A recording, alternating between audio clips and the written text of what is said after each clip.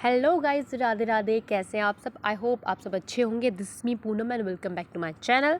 सो मैंने आज से स्टार्ट किया है कि कुछ geography, art and culture, history, इन सब के टॉपिक्स आपके साथ शेयर किया करूँगी, या तो लाइव पे आके या फिर ऐसे नॉर्मल वीडियो बना के, ताकि थोड़ा सा आपको रिवाइज़ हो। जैसे आपको समय मिले तो आप भी देख सकते हो, और मेरा तो है ही कि एक टाइम मिल जाएगा तो मतलब मेरे को जो पढ़ाती हूँ तो ज़्यादा रिवाइज़ होता है, मेरे भी रिवाइज़ होगा और आपका भी थोड़ा सा अच्छा हो जाएगा वो टॉपिक। तो हमारा टॉपिक है राजस्थान में परिवहन। ठीक है, ये मेरे खुद के नोट्स हैं जो कि मैंने ऑनलाइन क्लास लेके बनाए हैं, और इसको बस अभी मैंने स्कैन करके और थोड़े से इस तरह के करे। और ऑनलाइन क्लास में थोड़ा सा जल्दबाजी सी रहती है और होता है कि थोड़ा जल्दी क्लास हो जाए, इसलिए राइटिंग को इग्नोर करना। बाकी ठीक है, समझ आ जाएगा। थोड़ा यही राइटिंग है, वैसे तो मेरी ऐसे ही है, बट इसमें थोड़ा सा ज़्यादा ही जल्दी में लिखा हुआ है तो थोड़ा सा अजीब ही लग रहा है। तो सबसे पहले, परिवहन का मतलब होता है वस्तु या व्यक्ति को एक स्थान से दूसरे स्थान पर ले जाना, वो परिवहन। परिवहन कोई ऐसी डेफिनेशन पूछता नहीं है एग्जाम में, लेकिन स्टिल हमको आना चाहिए। ठीक है, इसको हम राजस्थान में देखें तो स्थल परिवहन, वायु परिवहन और जल परिवहन, इसको हमने 3 भागों में डिवाइड किया हुआ है। यानी कि हमारा जो परिवहन है वो स्थल के थ्रू भी होता है, तो वहीं ऑन द सेम वे वायु के थ्रू भी होता है, और जल परिवहन जल के थ्रू भी थोड़ा बहुत होता है। तो जल परिवहन हमारा इतना नहीं होता, क्योंकि हमारा जो एरिया है राजस्थान जो है, वहाँ पे इतना जल हमको नहीं देखने को मिलता। यहाँ पे कोई बहुत ज़्यादा वो नहीं है ना, नदियों वाला सिस्टम। नदियां हैं लेकिन फिर भी जल परिवहन नहीं होता। राज्य में संभावना सिर्फ एक चंबल नदी के ऊपर है, और एक याद रखना है कि आईजीएनपी यानी इंदिरा गांधी नहर परियोजना को राय नदी की तर्ज पर विकसित किया जा रहा है। बस इसके अलावा हमको और कोई भी बात याद नहीं रखनी है। ठीक है, वायु परिवहन की बात करते हैं तो इसकी शुरुआत होती है जोधपुर में फ्लाइंग क्लब की स्थापना से। तो कोई पूछे कि शुरुआत कब हुई, तो जोधपुर में फ्लाइंग क्लब की स्थापना से।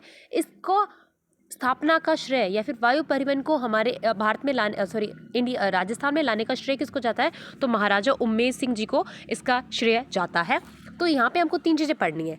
एक तो पहला हमको पढ़ना है सैनिक हवाई अड्डे, दूसरा हमको पढ़ना है नागरिक हवाई अड्डे, और तीसरा हमें पढ़ना है हवाई पट्टियाँ। ठीक है, देखो ये मेरी पहली आज वो है क्लास समथिंग टाइप, तो थोड़ा बहुत गलतियाँ होगी तो प्लीज़ इग्नोर करना। सैन्य हवाई अड्डे की बात करें तो हमारे राजस्थान में हमको 6 सैन्य हवाई अड्डे मिलेंगे, और बहुत ही सिंपल, आराम से याद हो सकते हैं आपको। सूरतगढ़ सैन्य हवाई अड्डा है, हमको गंगानगर में है ये। फलोदी सैन्य हवाई अड्डा ये अपना फलोदी में है। वहीं जोधपुर सैन्य हवाई अड्डा ये हमको रातानाड़ा जोधपुर में मिलेगा। तो कहीं पर इसको रातानाड़ा सैन्य हवाई अड्डा भी बोल देते, तो वो भी आपको जोधपुर ही मानना है। ठीक है, बीकानेर सैन्य हवाई अड्डा ये नाल बीकानेर में है। जैसलमेर सैन्य हवाई अड्डा ये अपना जैसलमेर पड़ जाएगा, और बाड़मेर सैन्य हवाई अड्डा ये उत्तरलाई बाड़मेर में पड़ेगा। अब भी बात करते हैं बीकानेर में कुछ खास है। बीकानेर का जो सैन्य हवाई अड्डा है ये एशिया का सबसे अच्छा भूमिगत हवाई अड्डा है। ठीक है ना, तो इस चीज़ को आपको हाईलाइट करना है कि बीकानेर जो हवाई अड्डा है ये एशिया का सबसे अच्छा भूमिगत हवाई अड्डा है। वहीं बात करते हैं अगर बाड़मेर सैन्य हवाई अड्डा की, जो कि उत्तरलाई बाड़मेर में पड़ता है। यहाँ से हम मिग 21 को विदाई दी गई है, यानी कुछ टाइम पहले से मिग 21 को यहाँ से विदाई दी गई है, ये आपको और याद रखना है जी।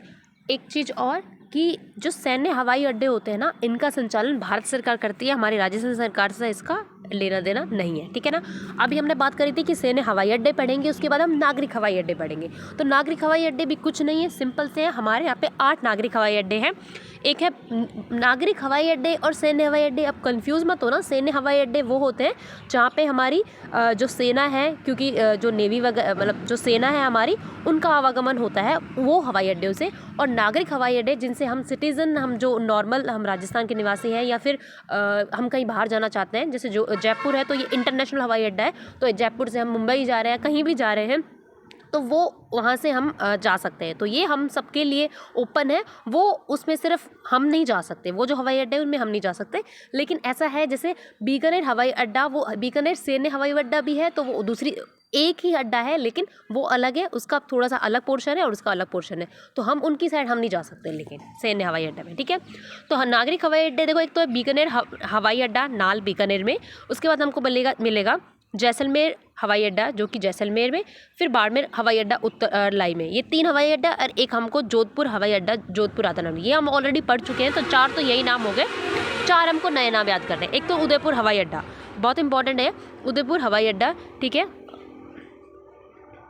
हाँ, उदयपुर हवाई अड्डा एक, ये आपको याद रखना है। इसके अलावा अरे क्या हो रहा है ये, हाँ, एक उदयपुर हवाई अड्डा हो गया, उसके अलावा कोटा हवाई अड्डा जो कि हमको पड़ेगा कोटा में, जो कि कहाँ है, कोटा में है, जो कि है कोटा में। जयपुर हवाई अड्डा सांगानेर जयपुर में, और किशनगढ़ हवाई अड्डा। देखो 4 हमने पहले ही पढ़ लिए थे, उदयपुर, कोटा, जयपुर और किशनगढ़, 4 हमको नए याद रखने। देखो बात करेंगे उदयपुर के, तो इसको हम महाराणा प्रताप हवाई अड्डा भी कहा जाता है।